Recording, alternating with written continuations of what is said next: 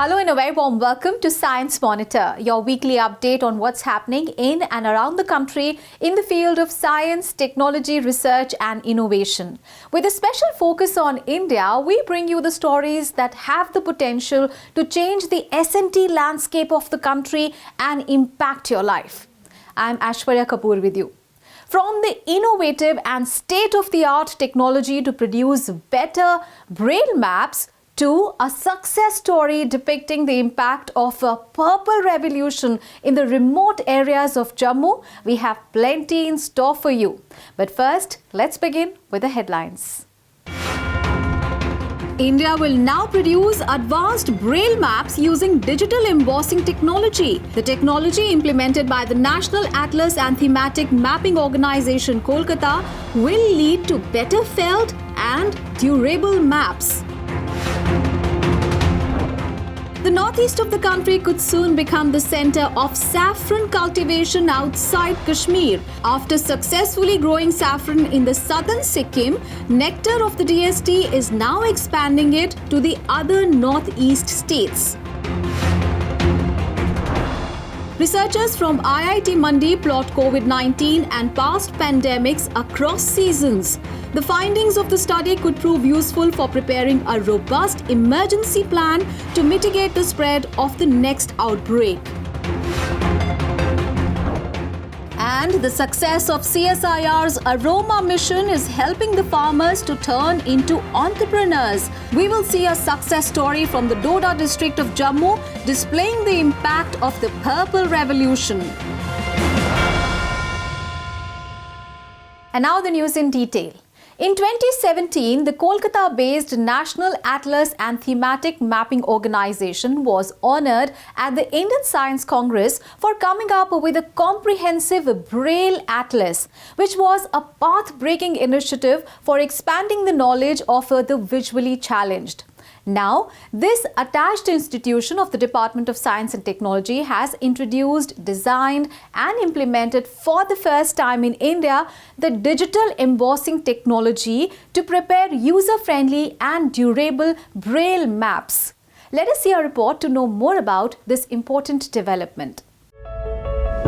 The National Atlas and Thematic Mapping Organization, functioning as an attached institution under the Department of Science and Technology, Government of India, is the national agency for thematic mapping and geographical research.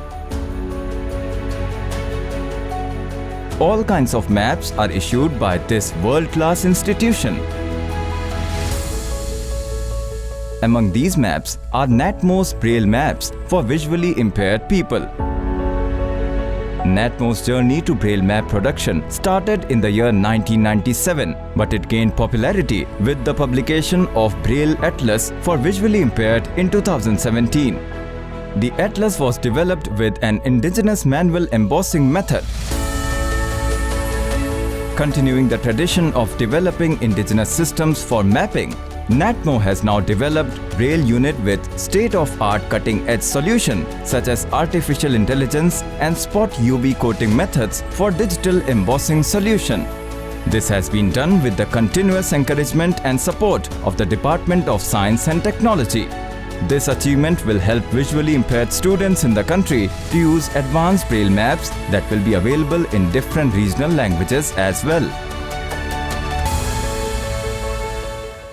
Paper maps were used which were processed through silk screen printing system, but that longevity and that quality was not so good and that production level was very slow. Ultimately, we have come up with this digital solution, end-to-end solution, right from preparing that maps in the digital platform using the GIS software and the embossing solution using the AI and UV based artificial intelligence and ultraviolet embossing solution. Digital embossing technology eliminates the need for printing plates, molds, chemicals and solvents. It is also environment friendly as it does not generate any pollutants or waste and reduces overall energy usage. While the readability and contours of the maps created with earlier technology were short-lived, high quality durable, easy-to-use braille maps can be produced using digital embossing technology. Thematic maps are usually prepared on digital platforms using Geographical Information System or GIS technology. The hard copy products are then laminated with soft sheets. These laminated maps are placed on the digital embossing devices with the correct registration for spot UV coating. AI technology is used for 3D embossing to get the final braille maps.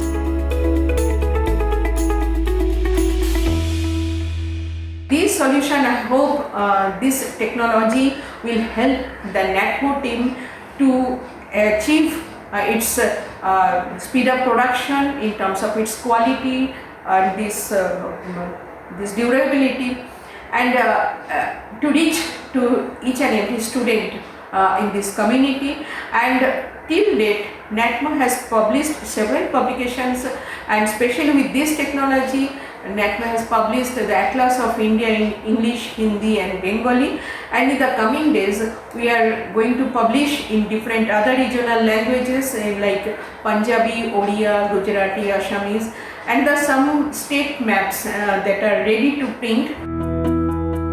Following the success of the Braille Atlas released in 2017, NATMO was encouraged to prepare the Braille Atlas in regional languages apart from Hindi and English.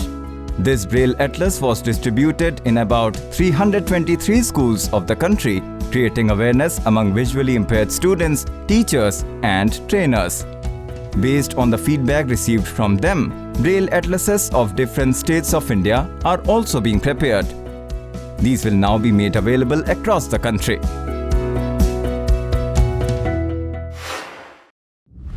After successfully implementing a pilot project to grow good quality saffron in the Yangyang village of Sikkim, the Northeast Centre for Technology Application and Reach, an autonomous body under the Department of Science and Technology, is now promoting the cultivation of saffron in the other Northeast states as well.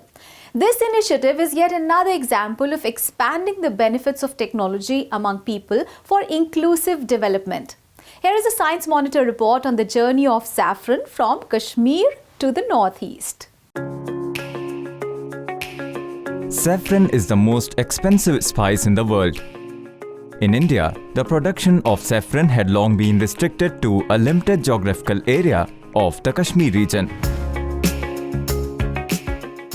But now, several efforts are being made under the Ministry of Science and Technology to take saffron cultivation to other hilly states of the country, having favorable conditions for its cultivation.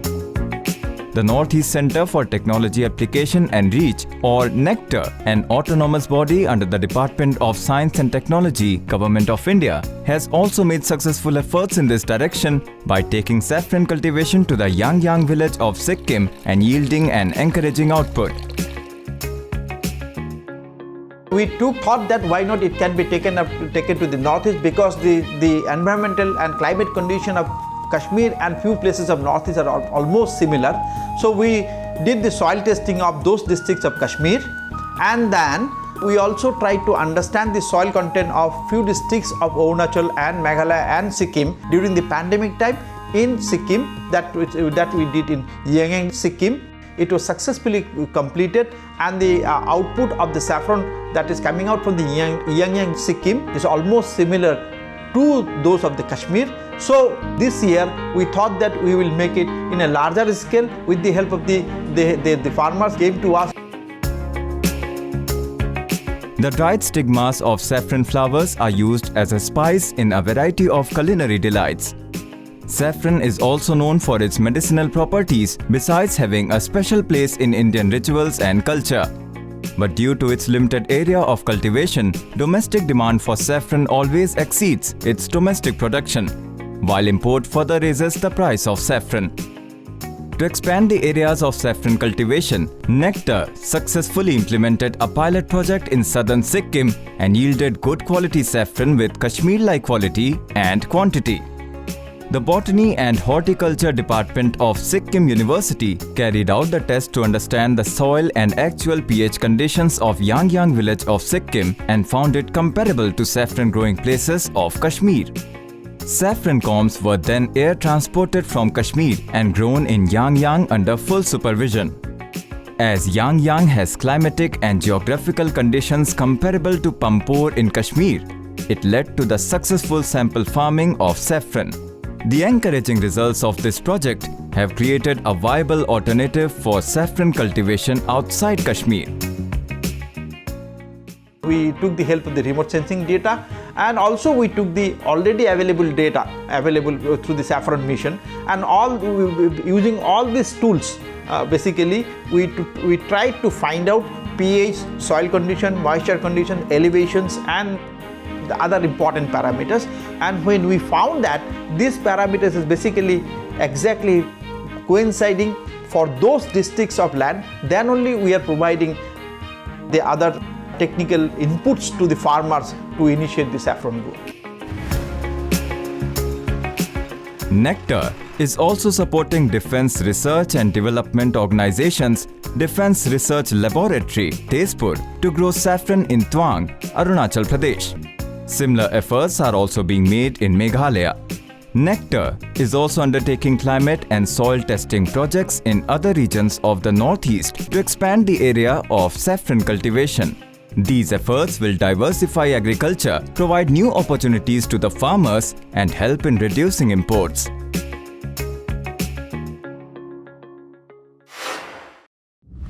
A study by IIT Mandi has plotted COVID-19 and past pandemics across seasons to provide important insights into the regions that have been the hotspots of the pandemic. The study has identified the states as well as the districts which have the high probability of being the hotspots of future outbreaks, and this could help the authorities to develop better strategies to control the pandemic. Let us see our report to know more about the findings of the study. The COVID-19 infection has severely affected the healthcare system of the country in the last 2 years. Although India was quick to adopt a variety of measures to bring the situation under control, including the development and rollout of the indigenous COVID-19 vaccines, yet the emergence of the new COVID-19 variants has continued to increase the rate of the infection time and again. In such a situation, there is a need to carefully prepare a strong and foolproof emergency plan to control future outbreaks. Now, a COVID-19 study by researchers of IIT Mandi has come up with many useful findings to help prepare such a plan. The researchers have identified the states with a high probability of being the first hotspots for the spread of COVID-19. For the study, the researchers reviewed the spread of COVID-19 and past pandemics in India. This will help policymakers, health departments, and local governments to develop better strategies. We have drawn parallel between past pandemics like Spanish flu, H1N1,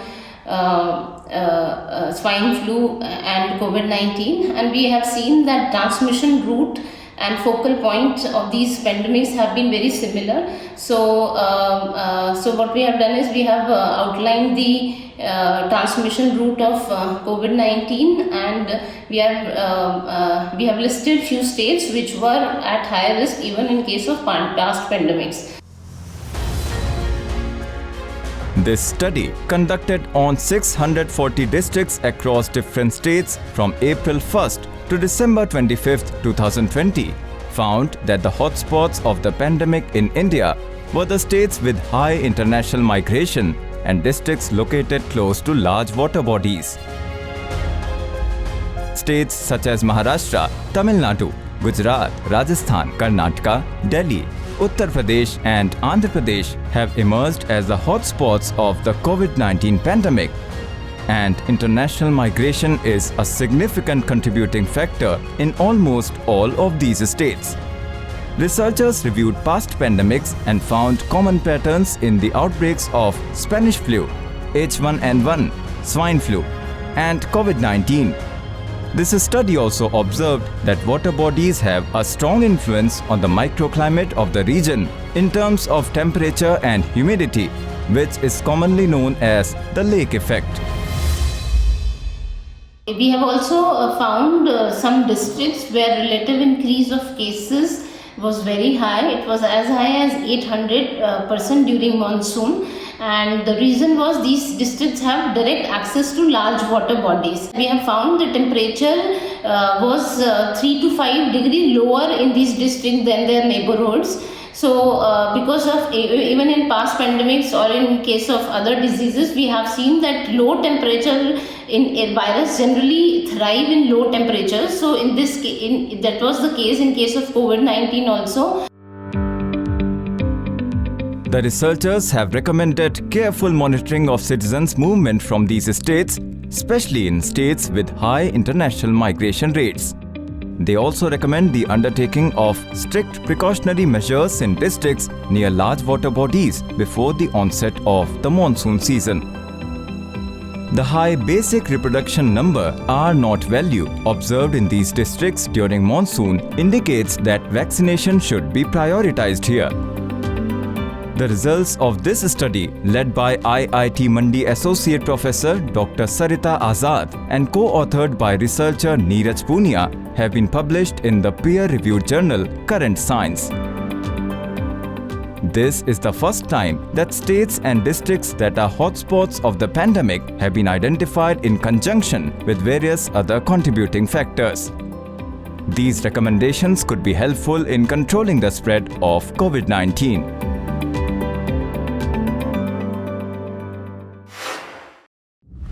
The Purple Revolution under the CSIR's Aroma mission has especially turned farmers of the Doda district of Jammu into successful entrepreneurs. Lavender cultivation in remote areas of the district is not only generating 4 times the income than before, but also encouraging the farmers to grow personally. Today we will meet a farmer turned entrepreneur in the Badarwa area to showcase the ever-increasing impact of the Purple Revolution in Jammu and Kashmir.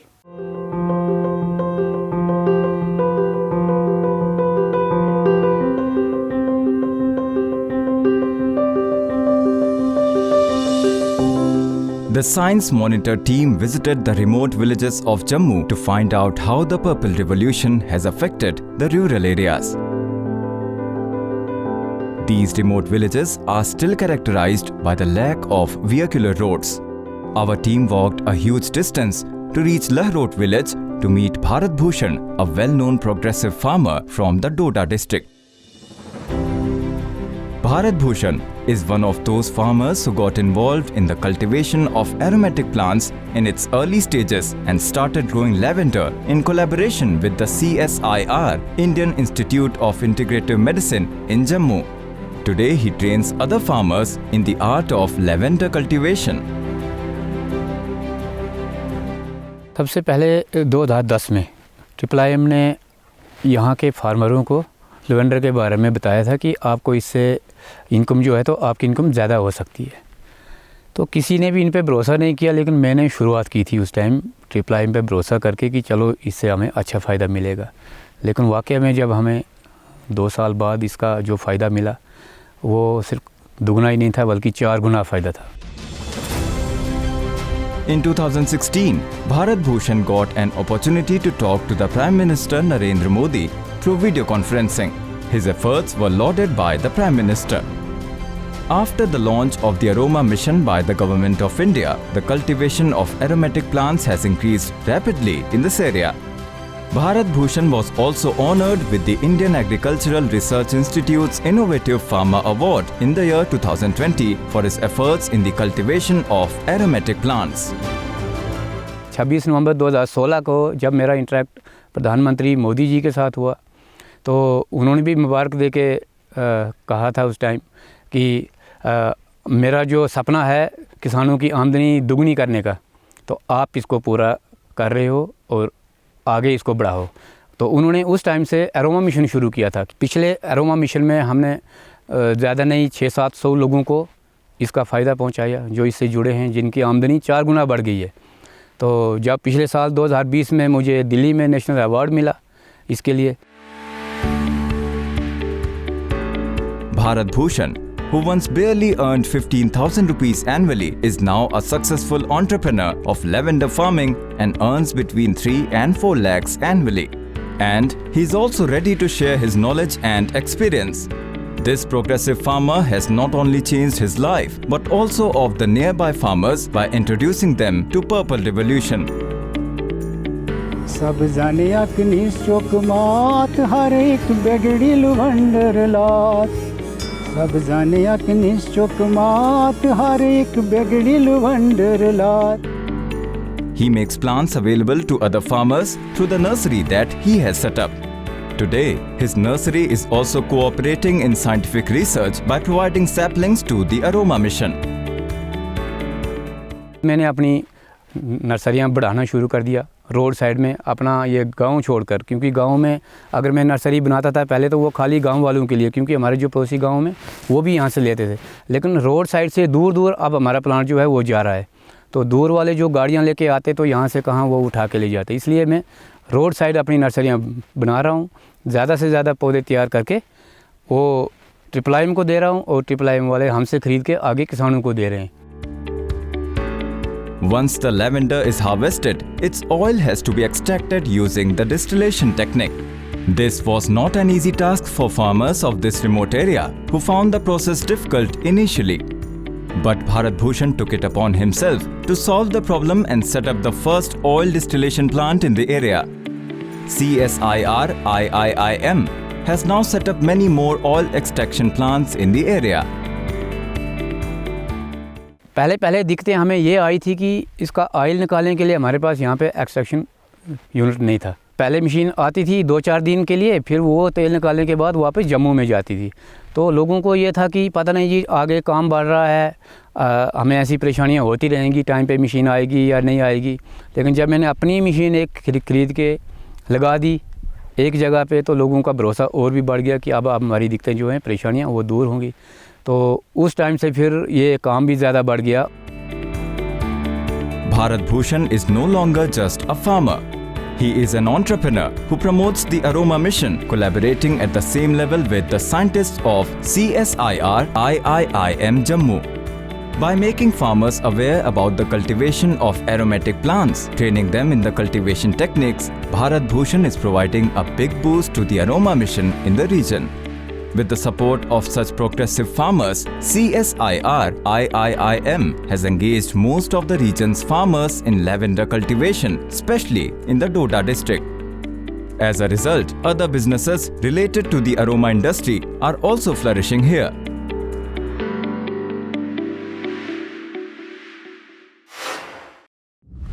And now let's have a quick look at some other developments that have made news in the field of science and technology in our segment Science Express.